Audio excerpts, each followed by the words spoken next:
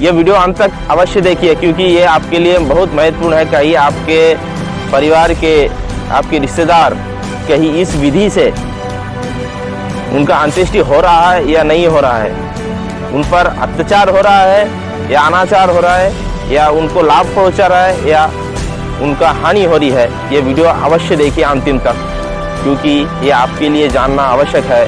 सभी मनुष्यों का आदर होना चाहिए, चाहे वो जीवित हो या मृतक व्यक्ति हो। ये और एक बात है, मेरा मन में भी बहुत दुख लगता है। बोलिए, ये जब देखता हूँ ना कि वैदिक रीति को छोड़कर अवैदिक रीति से पौराणिक लोग जो सबके साथ छेड़छाड़ करते हैं, यानी मृत व्यक्ति के साथ, हाँ, उनको ऐसा नहीं, ऐसे सुलाओ, नंगा सुलाओ, हाँ, मुंडी नीचे रखो, नहीं तो मुंडी ऊपर रखो। अरे जीवित व्यक्ति का भी आदर करना चाहिए और मृत व्यक्ति का भी। क्यों आप मृत व्यक्ति के साथ ऐसा अनादर करते हैं? ये तो एकदम अनुचित है, अनुचित बात है ये। भाई सही बात बोलने से भी उन लोग गुस्सा हो जाए तो ये बोलना मुझे लगता है ठीक नहीं है, अप्रिय हो जाता। सत्य बात होते हुए भी अप्रिय होने से नहीं बोलना ही ठीक है। अगर पंडित लोग हमारे से तर्क भी करने के लिए आता है, अब 100 ब्राह्मण बिठा दीजिए हमारे सामने, 100 से हजारों ब्राह्मण बिठा दीजिए और वहां एक जज को बिठा दीजिए, विधि पूर्वक हम तर्क करेंगे। तर्क जो है शास्त्र का आधार पर, वो भी शास्त्र का आधार पर करें, हम भी शास्त्र का आधार पर करेंगे, ठीक है ना।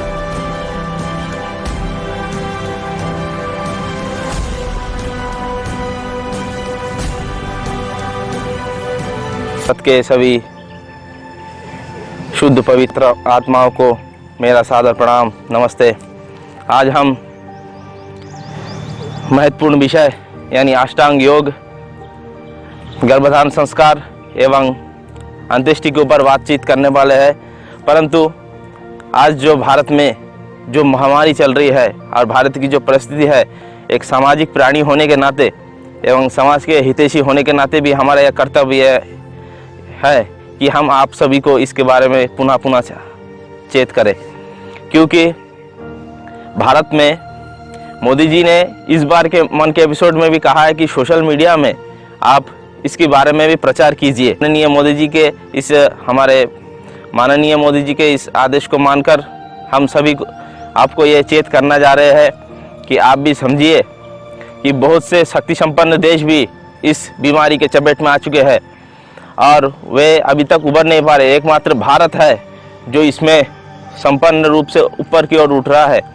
ये जो मास्क लगाना है, सैनिटाइजर करना है, ये तो सेकेंडरी है, यानी द्वितीय है। जो प्राथमिक है वो हमारा योग, अध्यात्म एवं प्राणायाम, अग्निहोत्र, यज्ञ या हवन जिसे आप कहते हैं, वो सब है। तो जैसे भी हो आप प्रारंभ कीजिए। इससे पहले भी मैंने कोरोना के ऊपर कैसे हम वैदिक पद्धति के रूप से इस पर हम नकेल कर सकते हैं, इसको रोक सकते हैं, वैदिक पद्धति के ऊपर मैंने वीडियो बनाया है। वह वीडियो लिंक पर डिस्क्रिप्शन में है, आप जाके वहां से देख सकते हैं। एवं आप प्रारंभ कीजिए, उसको देख देख के प्रारंभ कीजिए। आपका भी कोई भी उत्तर या समाधान हो या प्रश्न हो या जिज्ञासा हो, उसका 100% हम आपका 100% आपका जवाब देंगे, सहायता करेंगे इस कोरोना के वायरस से लड़ने के लिए।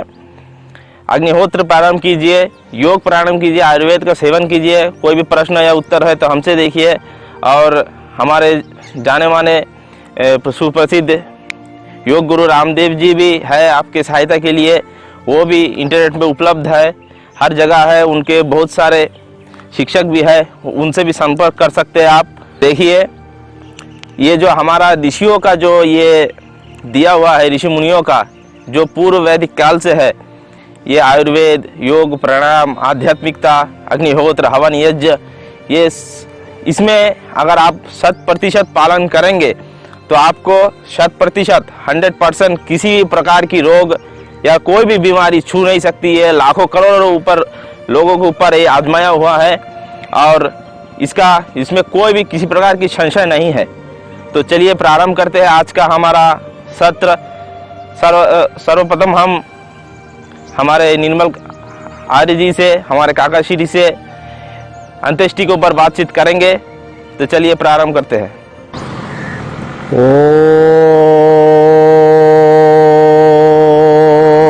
स्वस्ति पंथा मनुचरेम सूर्या चंद्रामसा विवा पुनर्धदता घनता जानता संगमे मही।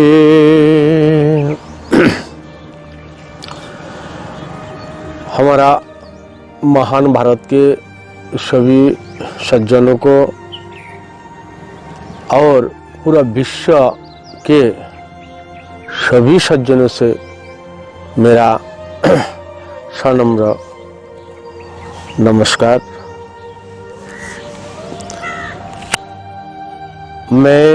मुझे आज कुणाल शंकर जी ने अंत्येष्टि क्रियाक्रम जो है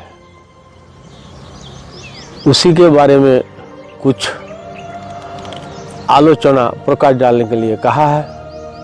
तो मैं अंत्येष्टियों के बारे में कुछ आप लोगों के समक्ष जो है प्रकाश डालना चाहता हूँ। आप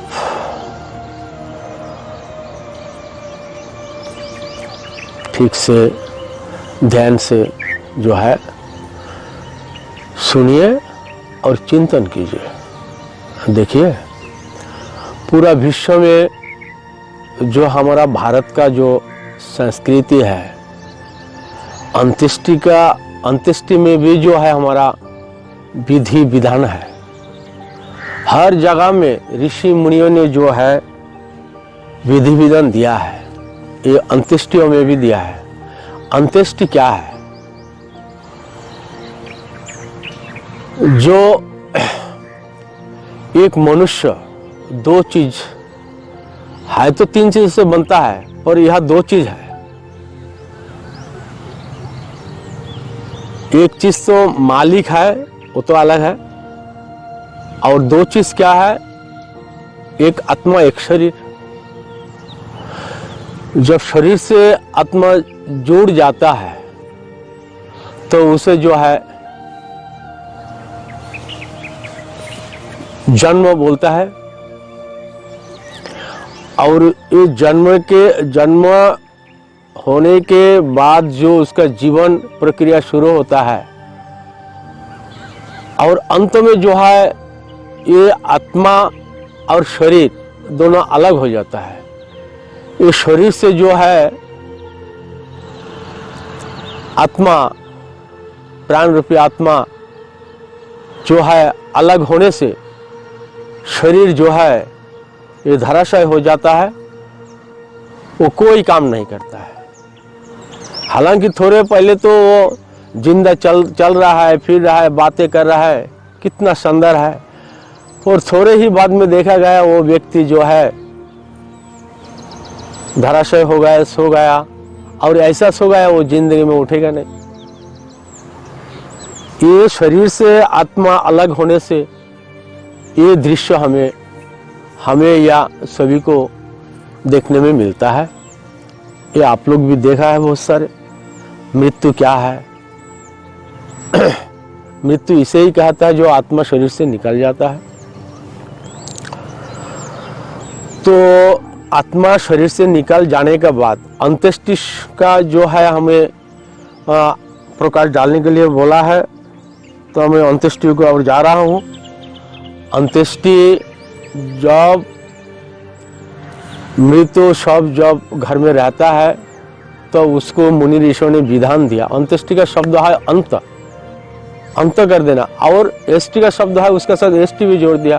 अंत्येष्टि मतलब विधि पूर्वक अंत करना। उसको विधि पूर्वक क्या है? मुनि ऋषियों ने जो विधान दिया है हमें, ऐसा उसे जो है समाप्त करना है। और समाप्त का इसका एक मंत्र भी है। इसका मंत्र एक ऐसा है जो भस्म अंतर शरीरम, भस्म अंतर शरीरम, बोले तो शरीर का भस्मांतर कर देना, ये है अंत्येष्टि। तो वो कैसा, वो तो अग्नि का संयोग से होता है, और ये विश्व मंडल में ये भारतवर्ष का ही संस्कृति है जो सबको जलाना है, और विश्व में सबसे उत्तम यही है, सबको जला देना। और बाकी अलग अलग जो हमारे भारतवर्ष में अपितु है कुछ अलग अलग नियम थोड़ा बहुत, तो सबसे अच्छा और विश्व में भी जितना भी प्रकरण है तो शरीर को अंतिम प्रक्रिया देने के लिए जितना भी प्रक्रिया है उसमें से सबसे श्रेष्ठ प्रक्रिया जो है अग्नि संयोग से उसका सबको दाह कर देना, भस्म अंतरम शरीरम। ये मुनि ऋषियों ने हमें दिया है। तो देखिए, तो मैं थोड़ा ही पहले आपको बोला अंत्येष्टि शब्द का जो है पर मुनि ऋषियों ने जो विधान का साथ दिया है, और ये जो है सत्य योग, त्रेता योग, द्वापर युग तक तो ये ठीक था, विधि पूर्वक होता था। अभी भी हो रहा है विधि पूर्वक, पर कुछ ही जगह में सब लोग नहीं कर रहे विधि पूर्वक। क्यों? जो महाभारत का युद्ध हुआ ना, महाभारत का जो युद्ध हुआ वो बहुत प्रलय जैसा कर दिया था। वो युद्ध में विनाश इतना प्रकांड हुआ था, जो मनुष्य विद्वान लोग जो है बचे नहीं था। कुछ ही लोग कायर लोग जो है ना वो युद्ध से पलायन किया है, कुछ ही लोगों जो बचे था, तो उसको ये विधि नहीं आता था। विद्वान लोग तो मर गए, तो ये विधि को कौन पालेगा? तो अब से जो है यही हमारा जो है पौराणिक जो विधि जो हम चला रहा है ये शुरू हो गया, और विधि पूर्वक जो विधान है वो कुछ ही लोगों में सीमित हो गया। ठीक है, माने जो गरुड़ पुराण के हिसाब से जो जलाते हैं ना वो पौराणिक है, और जो वैदिक रीति से करते हैं वेदों के अनुसार वो अपने पुरातन वैदिक है, वैदिक रीति है। तो ये जो वैदिक रीति है ये द्वापर युग तक चला है पूर्ण तरह से, पूर्ण रूप से।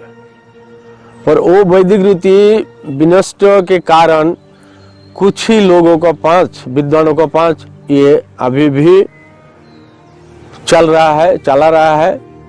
तो इसको पुनरुत्थान करने के लिए महर्षि दयानंद और जो है हमारे वेद, जो दर्शन शास्त्र और जो सत्य पुस्तकें हैं, उपनिषद आदि सत्य पुस्तक है। सत्य पुस्तक किसे कहते हैं इसको भी जानकारी होना चाहिए ना। तो आप तो सभी पुस्तक पढ़ेंगे तो आपको तो सत्य पुस्तकों के बारे में आपको उतना ज्ञात तो नहीं होंगे। सत्य पुस्तक उसे कहता है जो ऋषिकृत है। मनुष्य की तो हजारों लाखों पुस्तकें है, पर उसमें भूल त्रुटियां, भ्रांति इत्यादि ज्यादा है, और सत्य जो है थोड़ा ही है उसमें। इसीलिए उसमें से ये चयन करके आप सत्य को निकालेंगे बहुत कठिन है। इसीलिए डायरेक्ट यानी प्रत्यक्ष आप सत्य पुस्तक पढ़ेंगे तो सभी चीज आपको सत्य मिल जाएगा, उसमें आपको छाटने का जरूरत नहीं रहेगा। तो ये जो देखिए हमारा इंदिरा गांधी जी, राजीव गांधी जी, इन लोगों का दाह क्रिया जो हुआ है, अंत्येष्टि हुआ है, अटल बिहारी वाजपेयी, इनको भारतीय संस्कृति विधि पूर्वक हुआ था। भारतीय संस्कृति का हिसाब से जो वैदिक रीति से जो द्वापर तक सीमित था उसका नियम से इनको दाह क्रिया किया गया है। ठीक है, तो यही दाह क्रिया, यही अंत्येष्टि भस्म अंतर शरीरम, जो ये जो अग्नि संयोग से हम करते हैं, तो इसको विधि पूर्वक करना कैसा। देखिए हम अग्निहोत्र करते हैं सुबह और शाम, 2 समय जो है अग्निहोत्र करता है। कोई इसको यज्ञ बोलता है, कोई हवन बोलता है, कोई होम बोलता है, ठीक है। तो ये जो है ये अग्निहोत्र है। ये अग्निहोत्र जो घर घर में करता है ना, वही अग्निहोत्र का विधि जो है वो सबको जो अंत्येष्टि करता है ना, तो यही विधि जो है वो अंत्येष्टियों में किया जाता है। आपको घी सामग्री अच्छा जो है संविधा से उसको किया जाता है। तो इसमें आपको विधि पूर्वक करने से क्या लाभ है,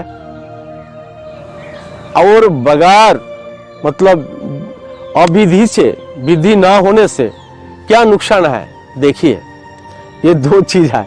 एक विधि पूर्वक करने से आपको लाभ होगा, पूरा वातावरण अच्छा हो जाएगा, शुद्ध हो जाएगा वातावरण, और किसी सबको अगर रोगग्रस्त था उसका जीवाणु जो है फैल नहीं सकते हैं, उसको अंत हो जाता है, और किसी को रोग नहीं लगता और वातावरण शुद्ध हो जाता। और घी डालने से है पुष्टकर है घी, ठीक है। और उसमें प्राणी जगत सभी को जो है स्वस्थ रहेगा, शरीर पुष्ट होगा, शरीर दिमाग शांत रहेगा और तेज होगा। ये जो है विधि पूर्वक करने से। और हम जो अविधि से करता है उसमें क्या नुकसान है। देखिए उसमें तो लाभ है ही नहीं, उसमें नुकसान है, और इसमें पूर्ण लाभ है और उसमें पूर्ण नुकसान है। कोई टायर से जलाता है, कोई केरोसिन डालता है, पेट्रोल डालता है, उसमें जो है हमारा वातावरण जो है प्रदूषण हो जाता है। और प्रदूषण होने से जो है रोगग्रस्त होता है मनुष्य, प्राणी जगत भी। और प्रदूषण होने से रोग तो होता है, और उसका जो जीवाणु को जो है वो जो विधि पूर्वक करने से तो मरता है, पर विधि पूर्वक ना करने से, अविधि से जो ये हम लोग करते हैं ना, दाह संस्कार करते हैं, विधि पूर्वक ना होने से उसके जीवाणु को जो है मार नहीं सकता है। वो थोड़े ही देर में वो जीवाणु जो है वो अग्नि का स्पर्श आते हुए निकलते रहता है, और वो हवा का साथ जो है वातावरण का साथ मिल जाता है। वातावरण के साथ मिलने से वो सब जगह फैल जाता है। फैलने से तो वो वातावरण तो जो है मनुष्य लेता है, पशु पक्षी सब लेता है ना, ये तो लेता है। बगैर सांस से तो कोई जिंदा रहना नामुमकिन है। तो देखिए तो इसीलिए ये नुकसान ना हो, इसीलिए ऋषि मुनि ने हमें विधि पूर्वक दिया था। और सत्य योग, त्रेता योग, द्वापर योग, ये सब विदित है। वो आप अगर जाएंगे तो सही है। और ऐसा भी जो है, हम थोड़ा पहले नाम लिए इंदिरा गांधी जी, हमारे राजीव गांधी जी, हमारे अटल बिहारी वाजपेयी जी, ऐसे जो महान व्यक्ति मृत्यु को वरण करते हैं ना, तब विधि पूर्वक ही उसको जलाया जाता है। ये आप फॉलो कीजिए। हालांकि हमारा यह जो है, हम जब विधि पूर्वक जलाने जाता है तो हमारा कुछ ही मनुष्य जो है, उनका जो है कोई पॉलिटिक्स को रखने के लिए वो सबको जो है हवा देते रहते हैं, ठीक है। पर उनको भी मालूम है जो ये विधि पूर्वक करने से अच्छा है, पर उसको पॉलिटिक्स करना है, क्या करेंगे हम भाई। वो करे तो हम क्या करें, हमारा बात सुने तो अच्छा है और ना सुने तो हम क्या करें, उसका मर्जी है भाई, अपना अपना मर्जी है ना। कोई किसी को तो जबरदस्ती करा नहीं सकते। हालांकि हमारा चीज विधि पूर्वक है, अच्छा भी है, पर वो ना माने तो हम क्या करें, ठीक है ना। फिर भी हम चाहता है उनको समझाने के लिए, वो हम 10 बार करेंगे तो वो भी समझेंगे, वो समझ तो रहा है। पर कुछ लोग पॉलिटिक्स करता है, क्या करेंगे बोलिए। वही समझने के बाद भी पॉलिटिक्स करता है। इतना जो महान हमारा जो श्रेष्ठ मानव जो है इंदिरा गांधी, अटल बिहारी वाजपेयी, राजीव गांधी, इन लोग मरने के बाद वो तो देखे होंगे टीवी में, फिर भी जो है यहाँ पॉलिटिक्स चलता है। वो देख के तो कम से कम आगे बढ़ो भाई। राजीव दीक्षित जी को भी वैदिक रूप से राजीव दीक्षित को भी वैदिक विधान से किया गया है अंतिम संस्कार। अंतिम संस्कार। ये अंतिम संस्कार अंत्येष्टि क्रिया जिसे बोलता है, ठीक है ना। काका अब भाई इसी में पूरा जीवन तो हम झगड़ते रहेंगे, आपका बुरा हम कहते रहेंगे, आप हमारा बुरा कहते रहेंगे, इसमें तो वार्तालाप होते ही रहेंगे। पर मृत्यु हो जाने के बाद भी ये क्यों भाई, क्या जरूरत है इसमें हमारा जो है पॉलिटिक्स करना, राजनीति करना, क्या जरूरत है। ये हमें भी जाना है, आप भी जाना है, ये सत्य है, इसको कोई टोक नहीं सकता। और जाना तो सभी को है, पर जब मृत्यु सज्जा में कोई है तो उसको जैसा अच्छा हो वो आप भी समझते हैं, आप नहीं समझते ऐसा नहीं है, आप भली बात ही समझते हैं, ठीक है ना। और किसी ना भी समझे तो हमारा जो ये जो हम जो प्रकाश डाल रहा है तो हमारे से वो वार्तालाप कर सकते। 24 घंटे के लिए उनके लिए दरवाजा खुला रखूंगा, आप नम्रता से प्रेम से हमारे से बात कर सकते। भाई बुरा क्या है अच्छा क्या है ये जानने के लिए क्या तकलीफ है, अच्छा चीज तो सभी जानने के लिए तैयार होता है।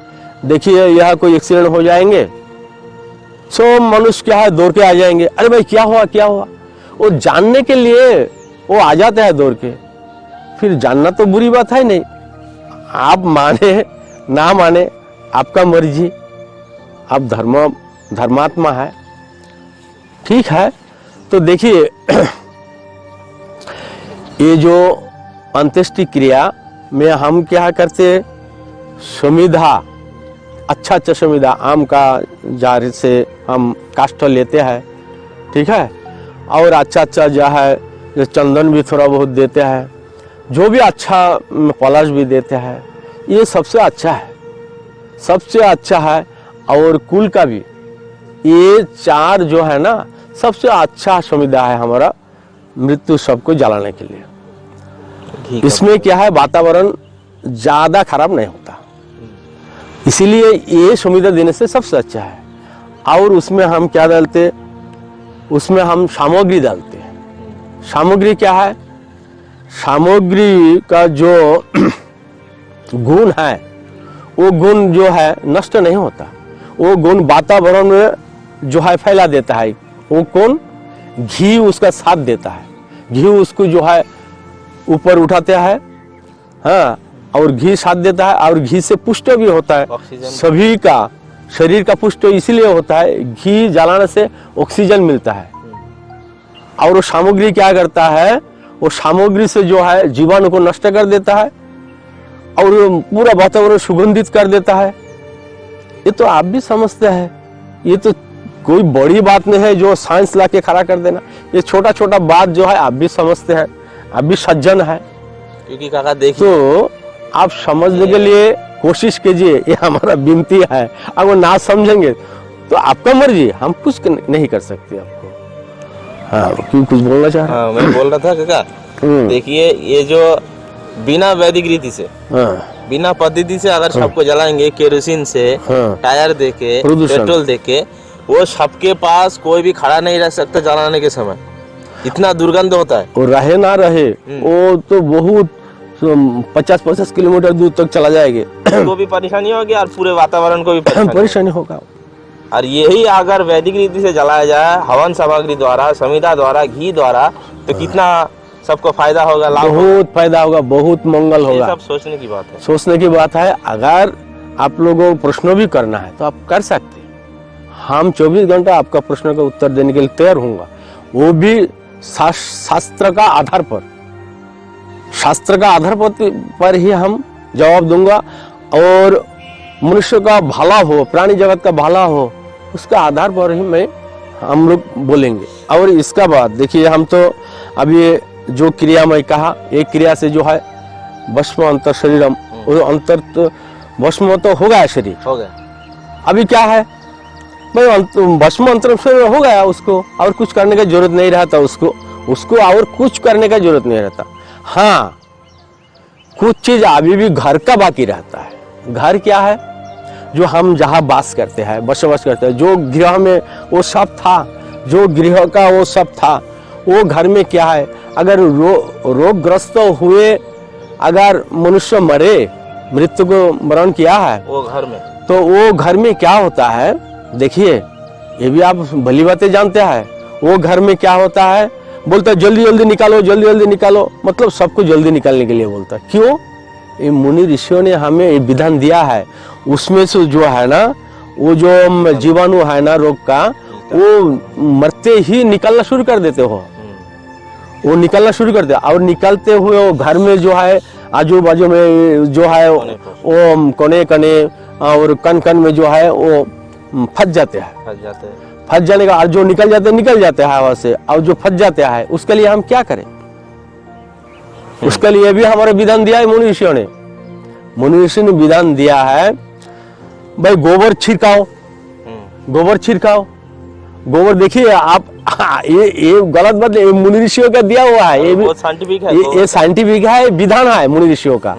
ये आप जो कर रहे हैं ठीक कर रहे हैं, ये तो ठीक है पक्का। जो आप ठीक कर रहे हैं उसको हम ठीक कहने में हमारा गलत क्या है भाई? आप जो ठीक कर रहा है वो तो ठीक कर रहा है, उसको हम खराब नहीं बोल सकते। वो भी मुनि ऋषियों ने हमें दिया है, ठीक है।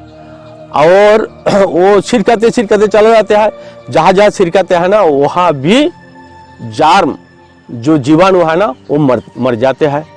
पर आजकल जो है हमारे बिल्डिंग है, कहाँ वो गोबर छिड़काते बिल्डिंग के अंदर?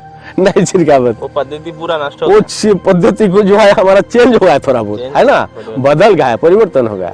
तो देखिए उसको हम कैसा करें?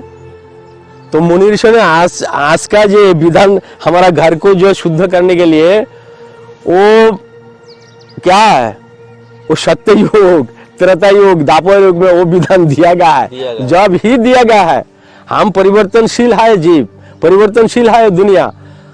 तो आज ऐसा है, कल दूसरा जैसा होंगे, तो तब ही वो ऋषियों ने इतना माइंड लगाया, इतना मस्तिष्क लगाया, इतना ज्ञान है उनको, जब भी उन्होंने हमको ये अग्निहोत्र का विधान दिया है। अग्निहोत्र का विधान इसीलिए दिया है, आप वो घर में अगर अग्निहोत्र करेंगे, आप देखेंगे अगर साइंटिफिक कुछ यंत्र से आप वो घर में अगर वो हवन करेंगे, हवन करने से पहले उसमें जीवाणु कीटाणु क्या है नहीं है उसको पकड़ेंगे, तो अगर 100% है, अब अग्निहोत्र करने से आप देखेंगे उसको 0% आ जाएंगे। 0% आने के बाद भी एक का दो का अगर कीटाणु रह जाए, फिर दूसरा दिन अग्निहोत्र वही घर में करता है। ऐसा दूसरा दिन भी तो 2 दिन में तो कंप्लीट हो जाता है, वो नहीं रहता है और जीवाणु घर में, फिर भी और 2 दिन करता है। ये मनुष्य का एक विधान क्या है, जो एकदम उसमें से मुक्त हो, जार्म से, जीवाणु से हम मुक्त हो, ये डर से जो है और 2 दिन कर देता है। तो चौथा दिन जो है हमारा ऋषियों ने विधान दिया, चौथा दिन, चौथा दिन तक हम अग्निहोत्र करते जाना, प्रतिदिन चौथा दिन तक सुबह शाम अग्निहोत्र करते जाना। अगर सुबह शाम भी ना हो तो सुबह कम से कम एक बार तो करते जाना, तो 4 दिन तक करना जरूरी है, ठीक है। तो इसमें आप रोग जीवाणु से मुक्त हो जाएंगे।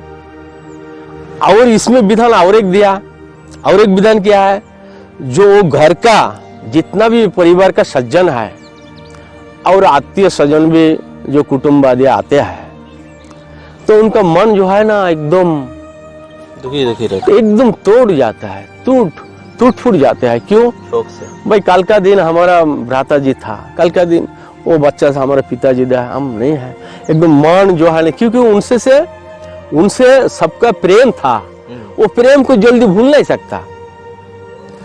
हालांकि हम मनुष्य है ना, हम जो जिसको प्रेम करते, देखिए एक पंछी को भी हम पालते हैं ना, कोई लोग पालते हैं ना, पालने के बाद वो पंछी को अगर थोड़ा दिन पालने के बाद वो 2-4 बात भी सीख लिया, वो अगर वो खाचा से उड़ के चला गया, तो हमको दुख लगता है नहीं, वो तो पंच है, वो दूसरा परिवार का है, फिर भी हमारा दुख लगता। और हमारा परिवार का जो चला जाता है तो कितना दुख लगता है। ये तो सभी परिवार का ये नॉलेज है ही, सभी परिवार से एक ना एक मनुष्य जो है गुजरे है, मृत्यु को वरण किया है, सबको मालूम है दुख क्या होता है। तो देखिए ये दुख के लिए भी विधान दिया है मनुष्यों ने। जो पंडित लोग जो है वहाँ बैठेंगे यज्ञ में और सबको समझाएंगे, देखो ये दुनिया का जो परमात्मा जो विधान दिया है इसको कोई ना मुनि ऋषि भी कोई तोड़ सकता। परमात्मा जो है ना मुनि ऋषियों से भी परे है। ये विश्व ब्रह्मांडों को सृष्टि तो उन्होंने किया है, ठीक है ना। तो देखिए उसके लिए विधान दिया है, पंडित लोग जो है उन लोग को समझाना, उन लोग को वो दुख से जो है मुक्त हो बाहर लाना, ये जो है पंडितों का कर्तव्य है, काम है, कर्म है, जो उसको दुख से बाहर लाना। तो ये 4 दिन होने के बाद देखिए ये तो हमारा जो वैदिक नियम है वो मैं बोल रहा हूँ। तो इसका साथ हम लोग 4 दिन में जो बनाते हैं, 4 दिन के बाद कुछ भी जो है जो ये बंधन नहीं रहता है, ठीक है। तो कोई लोग जो है 13 दिन में मनाता है, कोई 11 दिन मनाता है, कोई 31 दिन मनाता है, भाई ठीक है आपका मर्जी। तो अगर 11 दिन मनाएंगे तो 11 दिन यज्ञ करो आप, और 1 महीना मनाएंगे तो 1 महीना यज्ञ करो। वो यज्ञ से खाली आपका घर का ही नहीं, ये वातावरण पूरा शुद्ध करेगा, उसमें तो आप पुण्य कमा रहा है, ठीक है ना, पुण्य कमा रहा है उसमें से वो गलत नहीं है। लेकिन यज्ञ करना आप जिस दिन तक आप मनाएंगे वहां तक आप यज्ञ कीजिए, तो इसमें से पुण्य होगा। और पुण्य से क्या लाभ है? पुण्य से जो है जन्मांतर तो लेना ही पड़ेगा, ये कोई नहीं रह सकता। हमारा गीता भी बोलता है, महाभारत बोलता है, रामायण बोलता है, हमारा वैदिक संस्कार जो वेद है वो भी बोलता है पुनर्जन्म, इसको कोई नहीं रह सकता। अपना कर्म अनुसार उसको लेना ही पड़ेगा। इसीलिए पुण्य कमाना गलत नहीं है, पुण्य कमाना ही चाहिए। और देखिए इसके बाद जो अन्नदान रहता है, कोई अन्नदान करता है ना, हर एक घर में देखा गया अन्नदान करता है। कोई 4 दिन में करे हमारा वैदिक नियम से, तो अभी पौराणिक लोग जो है उन लोग आने के लिए थोड़ा दिक्कत होता है उनका दिल में, जे 4 दिन में हम कैसे जाए। तो दिक्कत तो उन लोगों का संस्कार वैसा है, वैसा लग गया तो दिक्कत होता है। पर हमें दिक्कत ना होने से भी उनको लेके चलना, इसीलिए हम क्या करते हैं 13 दिन में भी खाना देते हैं। वो 4 दिन में ना देकर 13 दिन में उनका सुविधा का अनुसार हम अन्नदान करते हैं। अभी देखिए जो अन्नदान है ना, ये अन्नदान से जो है हमारा पिताजी अगर गुजर गए, किसी का भ्राता गुजर गए, किसी का पत्नी गुजर गए, उनका तो लाभ नहीं है, उनका कोई लाभ नहीं है। पर हाँ, जो परिवार ये अन्न को दान कर रहा है, अन्नदान जो सबको खिला रहा है पिला रहा है ना, वो परिवार को अवश्य पुण्य होगा। वो जितना मेहनत से वो अन्न को कमाया और वो अन्नदान कर रहा है, वो अन्नदान का जो पुण्य है वो पुण्य बराबर उसको मिलना ही है। ये परमात्मा का नियम है, परमात्मा न्याय करी है, न्याय तो करेंगे वो। आप पुण्य करेंगे, आपको न्याय नहीं करेंगे, वो जो अन्याय करेंगे उसको साथ दे रहा है परमात्मा, जो न्याय करेंगे उसको पुण्य करेंगे, उसको भी तो लाभ देना है ना, क्योंकि न्याय करी है उन्होंने, तो इसीलिए देना पड़ता परमात्मा को। परमात्मा इन प्रकार से उससे बच नहीं सकता, देना ही पड़ता। तो आप कहेंगे हम तो मरने के बाद देते हैं, ठीक है, ये प्रश्न भी हमें कर सकते, हम इसका जवाब इतना शानदार दूंगा, आप सुन के आपको भी अच्छा लगेगा, आपको अच्छा लगेगा। अब हम ज्यादा कुछ नहीं बोल सकते, क्यों? कुछ पंडित के ऊपर भी चला जाता हमारा बात, ठीक है ना, पंडित के ऊपर गया तो पंडित लोग गुस्सा हो जाएंगे। भाई सही बात बोलने से भी उन लोग गुस्सा हो जाए तो ये बोलना मुझे लगता है ठीक नहीं है, अप्रिय हो जाता। सत्य बात होते हुए भी अप्रिय होने से नहीं बोलना ही ठीक है। अगर पंडित लोग हमारे से तर्क भी करने के लिए आता है, अब 100 ब्राह्मण बिठा दीजिए हमारे सामने, 100 से हजारों ब्राह्मण बिठा दीजिए और वहां एक जज को बिठा दीजिए, विधि पूर्वक हम तर्क करेंगे। तर्क जो है शास्त्र का आधार पर, वो भी शास्त्र का आधार पर करे, हम भी शास्त्र का आधार पर करेंगे, ठीक है ना। तो विधि पूर्वक होना चाहिए, तर्क भी विधि पूर्वक होना चाहिए। किसी को ठेस पहुंचाने का हमारा अंतःकरण कभी आदेश नहीं करता। क्यों? किसी को दुख पहुंचाना हमारा ये मनुष्य का काम नहीं होता। हाँ, सुख पहुंचाना ये जरूरी है, हमारा कर्तव्य बन जाता है। परमात्मा मुनि ऋषि के जरिए हमें अग्निहोत्र करने के लिए बोलता है, तो सुख पहुंचाने के लिए ये करना हमें गलत नहीं है। ये सुख पहुंचाने के लिए हमारा ड्यूटी है, पर किसी को दुख पहुंचाने के लिए हमारा ड्यूटी है नहीं। फिर भी मनुष्य जगत जो है कुछ समझने के लिए दो एक बात ना बोलने से वो समझेंगे नहीं और अंधर में ऐसे ही जो है अंधविश्वास में जाते रहेंगे। इसलिए हमको बोलना पड़ता है दो एक बात। बोलना तो नहीं चाहिए किसी को, अब सत्य हो। देखिए, कोई अगर काना मनुष्य हो, कोई लंगड़ा मनुष्य हो, उसको नाम तो दिया है, एक नाम से पुकारे तो वो संतुष्ट होता है। उसको लंगड़ा इधर आ जाओ बोले तो वो दुखित हो जाता है, ठीक है ना। दुखी है, तो दुखी नहीं करना चाहिए। है तो सत्य बात, है तो लंगड़ा हो, है तो काना हो, पर अप्रिय सत्य कथा भी बोलना हमारा हृदय को भी आदेश नहीं करता, क्योंकि सभी का अंदर आत्मा है और सभी को संतुष्ट करने के लिए हमारा ड्यूटी है। और सबको अच्छा रहे, परमात्मा सबको कुशल रखे, ठीक है। ये मेरा आखिरी विनती है। और अंत्येष्टि का तो, और इसमें भी कुछ छूट गया तो ठीक है ना, कुछ छूट गया तो वो प्रश्न हमें कीजिए, हम भली बात आपको उत्तर देने के लिए तैयार रहूंगा।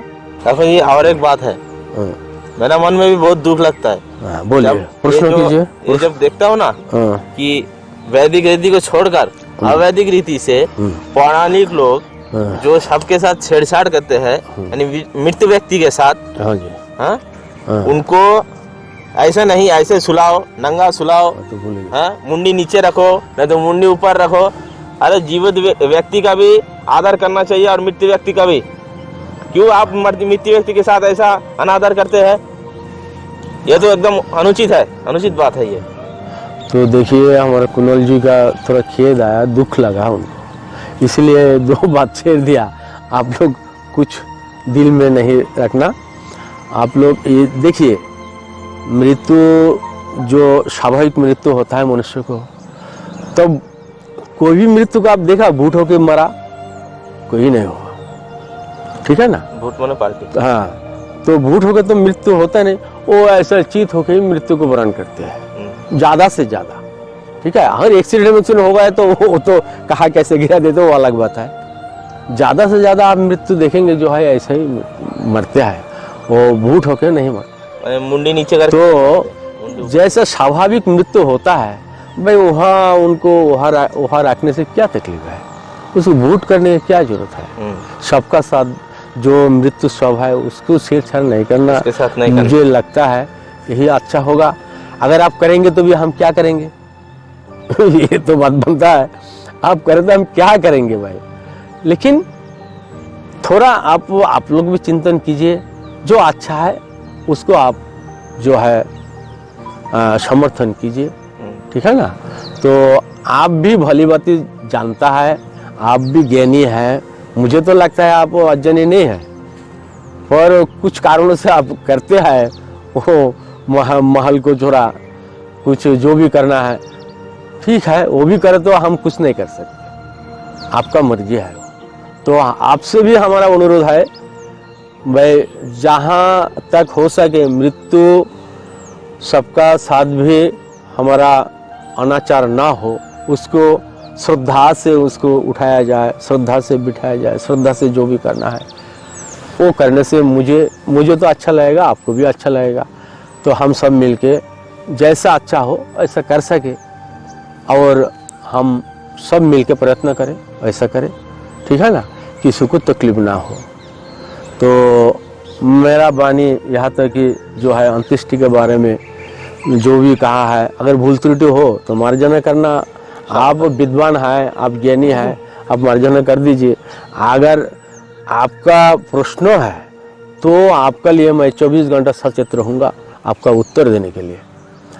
इतना तो हम कमेंट कीजिए, कोई कर जिज्ञासा सकते या हैं। प्रश्न हो हाँ। या हमसे संपर्क कीजिए। आपका हमारा नंबर आपके सामने है। हाँ। कुछ भी असुविधा हो तो हमसे बातचीत कीजिए, हम उनका समाधान अवश्य करेंगे। और देखिए ये जगत का मैं बोले तो बहुत सारी चीज़ है, बहुत सारे बात है, उतना बोलने से बहुत बड़ा हो जाएगा ना। देखिए हाथी से लेके चींटी तक भी जो है ये आपका पराया नहीं है। आप बोल सकते ये पराया है, चींटी वो पराया है, नहीं बोल सकते। क्यों? सब अपना है। क्यों नहीं बोल सकते आप? देखो हमारा पिताजी का 2 लड़की है, 4 भाई है, ठीक है, तो ये हमारा परिवार का हो गया, ये पराया तो नहीं है कोई। 2 बहन हो गया और 4 भाई हो गया, ये पराया तो है नहीं कोई। और माता पिता वो भी तो पराया नहीं है, ठीक है ना। ये तो मानता है आप भी, ये आप भी मानते हैं। तो देखिए ये जो हाथी से चींटी तक जो प्राणी है, ठीक है, तो ईश्वर ने रचा है। ईश्वर ने रचा मतलब सृष्टि किया, तो पिता हुआ नहीं हुआ उसका। चींटी का भी पिता हुआ, हाथी का भी हुआ, और ये मानव जगत का जितना भी प्राणी है सबका पिता हुआ नहीं हुआ। सृष्टि तो उन्होंने किया है, तो सबका पिता जब हुआ हो तो ईश्वर जब सबका पिता हुआ, वो चींटी का भी पिता हुआ, मेरा भी पिता हुआ, हाथी का भी पिता हुआ, प्राणी जगत का सभी का पिता हुआ। तो प्राणी जगत जो है चींटी से लेकर हाथी तक हमारा भ्राता हुआ नहीं हुआ? हुआ नहीं हुआ? हुआ। आपका अंतकरण भी कहेगा हाँ हुआ, तो भाई वो भी हमारा सगे है, प्राणी जगत हमारा सगे है। इसीलिए तो मुनि ऋषियों ने हमें हवन का जो पद्धति विधि दिया है सबका अच्छा के लिए, क्योंकि सब हमारा परिवार है, विश्व ब्रह्मांड। इसलिए हमारा जो वेद कहता है वसुंधरा कुटुंबम, मतलब ये विश्व ब्रह्मांड का जो पूरा जगत है ये हमारा कुटुंब है, मतलब सागे संबंधी है सब, कोई पराया नहीं है, ठीक है ना। तो मैं ज़्यादा कुछ नहीं बोलूँगा, हमारा अंत्येष्टियों का बारे में कहने के लिए बोला। अगर कोई दूसरा दिन अगर मुझे कोई समय देगा हमारा अंकल जी, काकू जी अगर समय देगा तो दूसरा बारे में हम कुछ कहेंगे। अगर आप लोग अंदर भी कुछ है दूसरा संकल्प जो इसका बारे में थोड़ा जानना है तो आप बोल सकते हैं, हमें प्रश्न कर सकते हैं। हम यहाँ आके उनके लिए दरवाज़ा खुला रखूँगा। आप नम्रता से प्रेम से हमारे से बात कर सकते हैं, भाई बुरा क्या है अच्छा क्या है, ये जानने के लिए क्या तकलीफ है। अच्छा चीज़ तो सभी जानने के लिए तैयार होता है। तो देखिए इसको और एक चीज़ क्या है, इसको नाम दिया गया है पौराणिक जो है हमारा, हम भी पौराणिक ही था, हमको भी भली बातें मालूम है वो चीज़। देखिए हम लोग बोलते थे श्राद्ध, श्राद्ध और एक तर्पण। श्राद्ध और तर्पण 2 चीज है, ये 2 नाम वेदों में भी है। श्राद्ध तर्पण क्या होता है देखिए, अभी विशेष करके आप हमारे ये बातों में मन ढाल के जो है सुनिए। श्राद्ध क्या है, तर्पण क्या है? तर्पण वो है जो मैं बोला चौथा दिन या यज्ञ करते समय जो पंडित लोग आता है, जो विद्वान आता है, जो ज्ञान हमें देता है और ज्ञानों से जो है हम सुधर जाते हैं, ठीक है, तो वो जो ज्ञान देता है वो है तर्पण। और तर्पण क्या है, वो ज्ञान देने वाला को जो है हम खुश करना। खुश कैसे करना भाई, उसको नया वस्त्र देना है, कुछ दक्षिणा देना है, वो खुशी से हमारा घर से विदा हो, ये है तर्पण, ठीक है, ये है तर्पण। और श्राद्ध क्या है? श्राद्ध वो है जो हमारा पिता या हमारा भ्राता या हमारा पत्नी गुजर गया है ना,